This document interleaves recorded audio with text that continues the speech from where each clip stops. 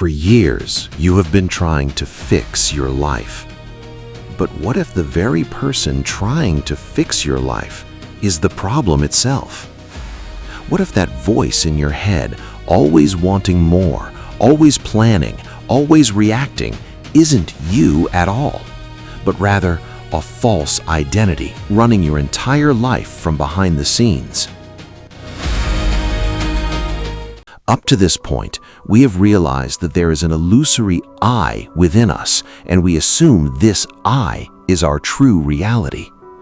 Just like an actor so deeply immersed in the role of a cruel king that he forgets he is, in reality, a free human being, we too have become so absorbed in the role of the false self that we have forgotten our authenticity. This I is our main enemy, anti-life, anti-family, and anti-growth. As long as this I remains within us, we will not taste true happiness and bliss. The root cause of all human suffering is the presence of this very I. Furthermore, humanity's greatest suffering is the pain of separation from God or the source of existence, a separation created by this exact mental structure. Self-knowledge means recognizing the different faces of this I hidden within our being. The more we recognize and discard these faces, the freer we become. To survive, this I constantly seeks to consume our attention. Through various methods, it drags us into pain and suffering, and then offers fabricated solutions for that very suffering.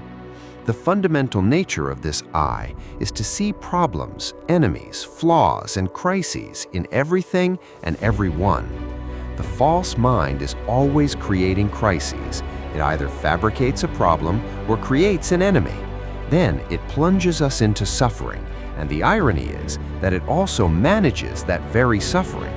For example, if a conflict arises between you and your spouse, in many cases this conflict is manufactured by this very I. Then that same mind says, give them the silent treatment, get angry, or speak with force. It creates the problem itself and then offers the solution, whereas those solutions only add new locks to our lives. One of the key characteristics of the false self is that it wants to stay alive at any cost. For this reason, it consumes our energy and attention with endless desires. Imagine a person in a situation where every time they achieve a desire, their mind immediately creates a new one. Like someone standing in an ocean of crystal clear water, yet trying to collect raindrops with a tiny glass. This person never feels satisfied because the false self always says, this is not enough, we need another one. It is exactly here that man separates from the infinite ocean of existence and becomes entangled in small, never-ending mental desires. These desires are formed based on an inner attachment that separates a person from the truth of existence.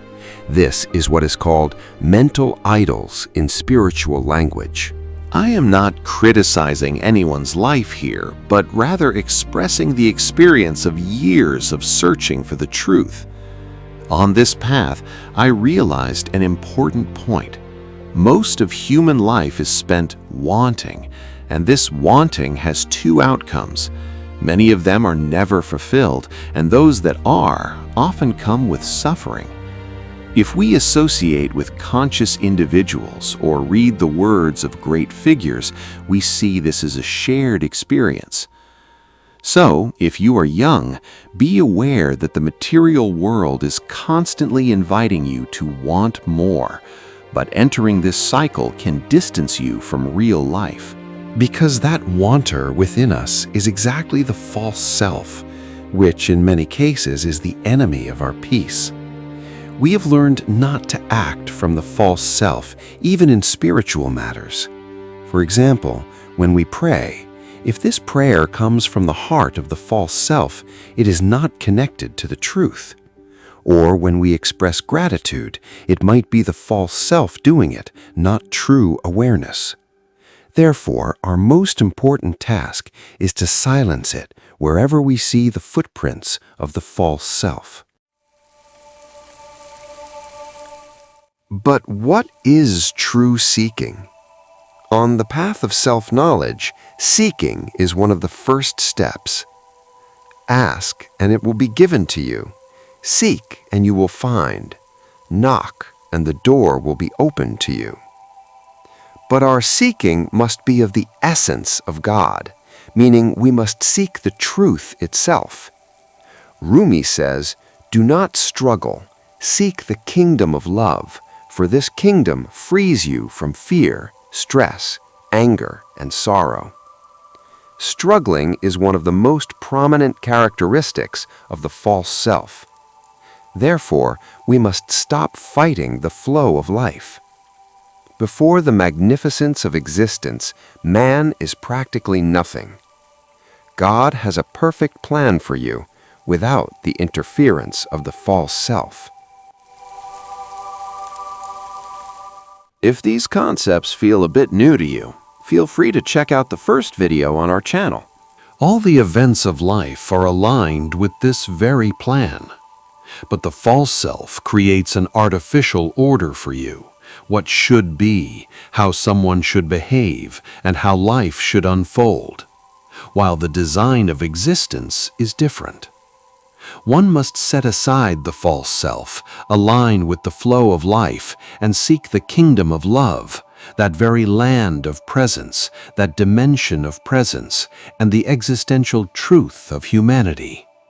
When in the present moment, instead of resistance and judgment, you reach acceptance, an internal event occurs.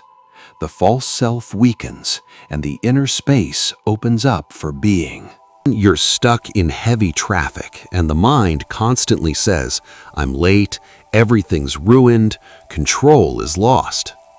But if you step back for a moment and merely observe that these are thoughts, not the truth, the inner pressure decreases.